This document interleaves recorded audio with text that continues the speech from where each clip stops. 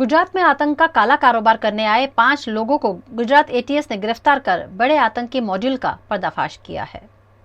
Gujarat police के anti terrorist squad ने पोरबंदर से श्रीनगर के 4 युवकों और सूरत की एक महिला को गिरफ्तार किया है।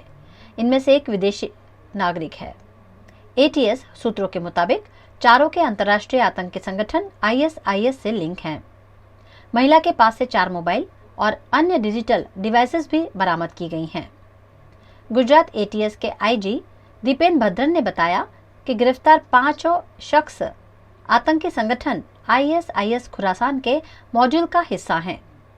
ये पिछले 1 साल से एक दूसरे के संपर्क में थे और ISIS में शामिल होने के लिए देश से भागने की योजना बना रहे थे। ये सभी ISIS के मॉड्यूल पर काम करते हुए सोशल मीडिया के जरिए युवाओं को कट्टरपंथी बनाने का काम कर रहे थे। साथ ही गुजरात से जुड़ी सीक्रेट इन्फॉर्मेशन विदेश भेज रहे थे। एटीएस पिछले कई दिनों से पोरबंदर और आसपास के इलाकों में सर्च ऑपरेशन चला रही थी। इसी ऑपरेशन के तहत इन 5 की गिरफ्तारी की गई है। चक्रवात बिपरजॉय पोरबंदर से करीब 45 किलोमीटर दूर है, जिसका इंडियन कोस्ट गार्ड ने समुद्र में निरीक्षण किया। अरब सागर में चक्रवात बिपरजॉय को लेकर गुजरात के सभी समुद्र किनारों पर प्रशासन अलर्ट है। राज्य के सभी बंदर पर मंगलवार बुधवार से ही भय सूचक सिग्नल्स लगा दिए गए हैं। चक्रवात दक्षिण पश्चिम पोरबंदर से 640 किलोमीटर दूर है, जो अब नजदीक आ रहा है। ये चक्रवात गुजरात को छूकर निकल जाएगा, लेकिन आने वाले 3 दिन गुजरात में 100 किलोमीटर प्रति रफ्तार से तेज हवाएं चलेंगी और भारी बारिश भी होगी। समुद्र किनारे पर हवाई जहाज के जरिए निरीक्षण भी किया जा रहा है।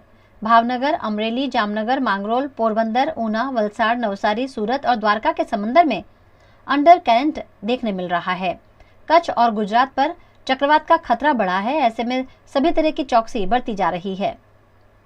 मौसम विभाग की डायरेक्टर मनोरमा मोहंती ने कहा है कि चक्रवात के चलते 10 से 12 जून तक तेज रफ्तार हवाएं चलेंगी और गुजरात और सौराष्ट्र में बारिश भी होगी।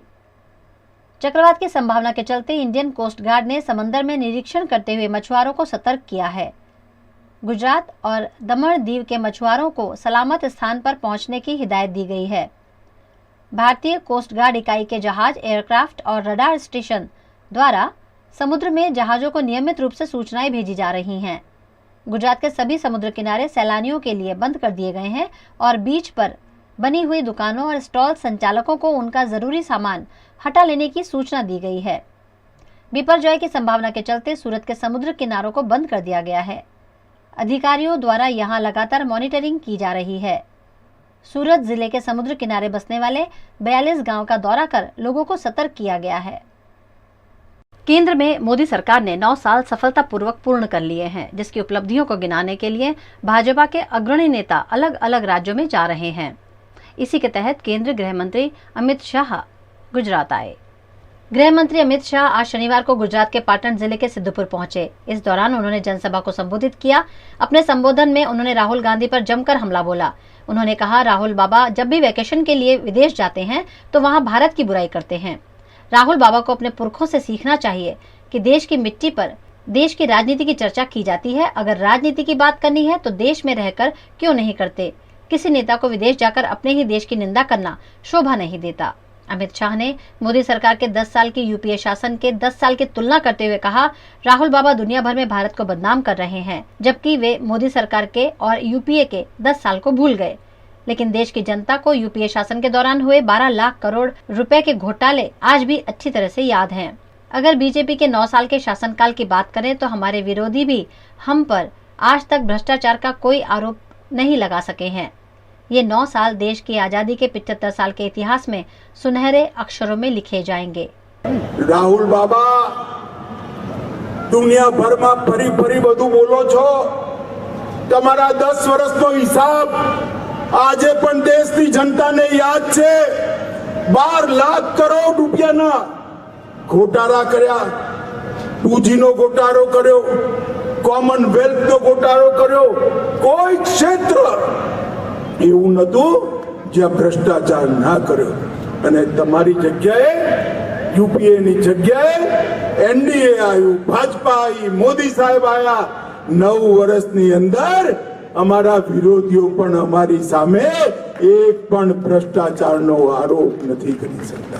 गुजरात में लोकसभा चुनाव से पहले कांग्रेस को मजबूत करने के लिए अध्यक्ष रूप में शक्ति सिंह गोहिल का चयन किया गया है।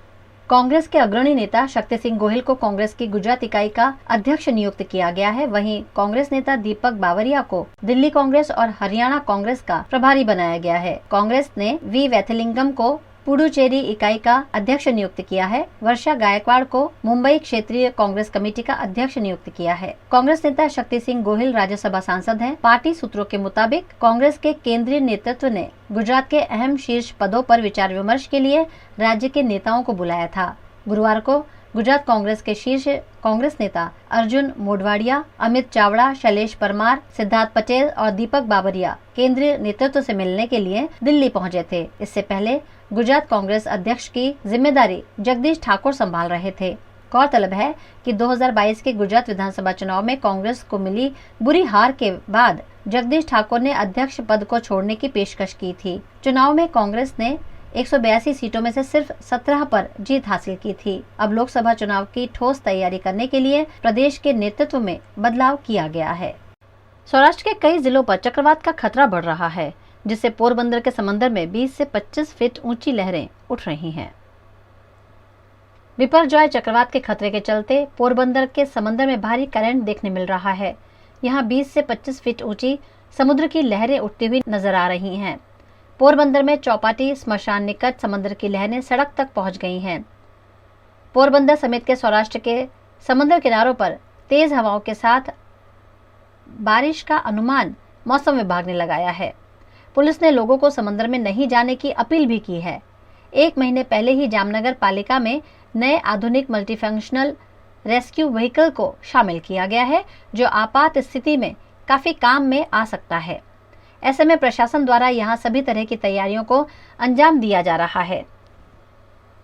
सौराष्ट्र के कुछ इलाकों में चक्रवात के असर के भागरूप मानसून जैसा माहौल छा गया है। आसमान पर काले काले बादल मंडरा रहे हैं और हल्की बारिश भी शुरू हो गई है। तेज हवाओं के चलते कई जगह पेड़ धराशायी होने की घटनाएं भी सामने आई हैं। चक्रवात के चलते जामनगर मार्केटिंग यार्ड को भी बंद कर दिया गया है। मछुआरों को समंदर में जाने से रोका गया, जिसका निरीक्षण खुद इंडियन कोस्ट गार्ड कर रही है। इंडियन कोस्ट गार्ड की टीम समंदर में लगातार पेट्रोलिंग कर रही है और स्थिति पर नजर बनाए हुए है। चक्रवात के असर के चलते जाफराबाद में समंदर तूफानी बन गया है। समंदर में अंडर करंट से 10 फीट से ज्यादा ऊंची लहरें उठ रही हैं और समंदर किनारे हवाओं की गति भी तेजी पकड़ रही है।